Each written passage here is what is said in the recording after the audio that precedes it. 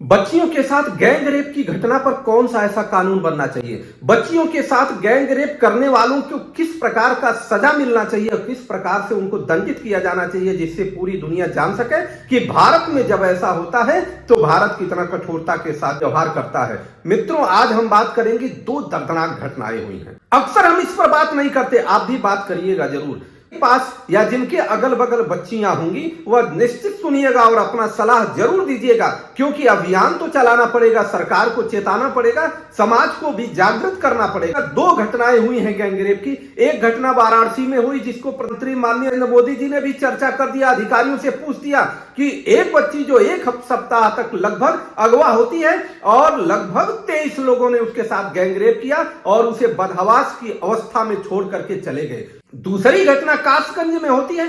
कासगंज में लड़की जिसके साथ शादी तय हो गई थी, मंगेतर के साथ गई हुई थी, आधार कार्ड बनवाने के लिए गई हुई थी, रास्ते में खड़ा होते हैं और उसके बाद 10 लोगों ने मिलकर के गैंग रेप किया। उसमें एक भारतीय जनता पार्टी का भी सदस्य है और भी पार्टी के हो सकते हैं सदस्य, लेकिन बात यहां भारतीय जनता पार्टी, सपा, बसपा इत्यादि किसी का नहीं। बात यहां मानवता को शर्मसार कर देने वाली है। बात यहां भारत जो माता के रूप में जाना जाता है, वहां पर मातृशक्तियों के साथ किस प्रकार का दुर्व्यवहार हो रहा है। इसका कारण एकमात्र यही है कि भारत में जो कानूनी व्यवस्था है, वो कानूनी व्यवस्था इतना ढीला ढाला है या मकड़ जाल इतना मजबूत है कि जिसके कारण ये गैंगरेपी या जिसके कारण रेपिस्ट बार बार बचते रहते हैं या अपना जीवन यापन करते रहते हैं। जब तक परिवर्तन नहीं होगा तब तक कुछ नहीं होने वाला है। तो इस पर होगा क्या?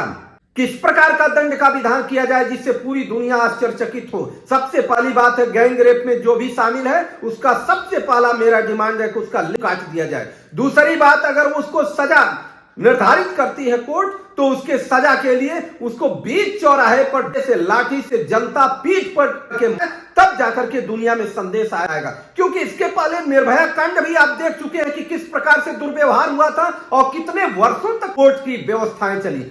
कुछ लोग ऐसी भी बात कह सकते हैं कि ये न्यायिक व्यवस्था है। अरे न्यायिक व्यवस्था की बात वो लोग तब होती है जब दूसरे घर होता है। जब किसी के घर अपने घर होता है तो लगता है कि यह व्यवस्था तुरंत हो जाना चाहिए। इसलिए सबको खड़ा होना पड़ेगा कि 6 माह के अंदर पूरी न्यायिक प्रक्रिया इसकी कंप्लीट होनी चाहिए। और तीसरी बात है कि अगर ऐसा हो गया और मृत्यु दंड या आजीवन कारावास हो गया तो उसकी पूरी संपत्ति जब्त करके उस बच्ची को दिया जाए, जिससे वह उसका जीवन यापन हो सके। और भी सलाह आपका हो सकता है, आप अपना सलाह मुझे देने का कष्ट करें। मित्रों, बच्चियां सबके घर हैं, बच्चियां सबके अगल बगल हैं, नहीं आपके यहां है तो किसी आपके चाचा के यहां है। कल्पना करिए कि जब उनके साथ दुर्व्यवहार होगा तो आपकी स्थिति क्या होगी। तब जाकर के आप सरकार से वो डिमांड कौन सी करेंगे? आप सीधे दूसरे तरह का व्यवहार करने पर उतारू हो जाएंगे। और आज जिस मातृशक्तियों के सम्मान भारत के रूप में जाना जाता है, भारत माता के रूप में, आज वहां पर यह हाल है। हम बच्चियों से, माताओं बहनों से भी अनुरोध करेंगे कि आपको भारतीय संस्कृति की तरफ लौटना होगा, हिंदू संस्कृति की तरफ लौटना होगा, जहां पर मातृशक्तियों का असीम सम्मान होता था और उनका रहन सहन, खाना पीना इत्यादि दूसरे ढंग का हुआ करता था और वो समाज के लिए प्रेरणा स्रोत होती थी। दुर्गा बनना पड़ेगा, रानी लक्ष्मीबाई बनना पड़ेगा, तब जाकर के समाज आपका सम्मान कर पाएगा। बच्चियों से अनुरोध है कि वो अपने आप को ताकतवर बनाएं, वो अपने आप को मजबूत बनाएं और किसी भी प्रकार के इस प्रकार के व्यवहारिक कार्य में न जाएं। किसी दोस्त, गर्लफ्रेंड, बॉयफ्रेंड के चक्कर में यहां कहीं भी मूवमेंट न करें, जिससे आपकी सुरक्षा की बात है, क्योंकि घटना किसी के साथ हो सकती है। अगर घटना वो किसी के साथ आपके साथ हो जाएगी तो फिर समझिए आपका क्या हाल होगा। इस पर चिंतन करना पड़ेगा।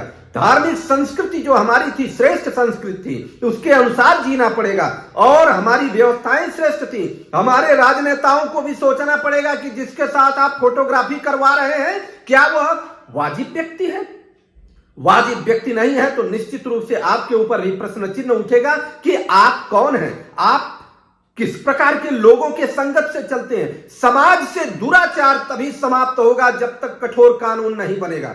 समाज से दुर्व्यवहार तभी समाप्त होगा जब तक कठोर कानून नहीं बनेगा और त्वरित कानून नहीं बनेगा। इसलिए बच्चियों की सुरक्षा के लिए, भारत माता की सुरक्षा के लिए हमें एकजुट होना पड़ेगा और मजबूती के साथ सरकार से अनुरोध करना पड़ेगा कि वह कठोर से कठोर कानून बना करके इसको प्रमाणित करे कि भारत माता की संतान है, भारत में माताएं सुरक्षित हैं, भारत में माताओं का जो सम्मान होता है दुनिया में कहीं नहीं होता।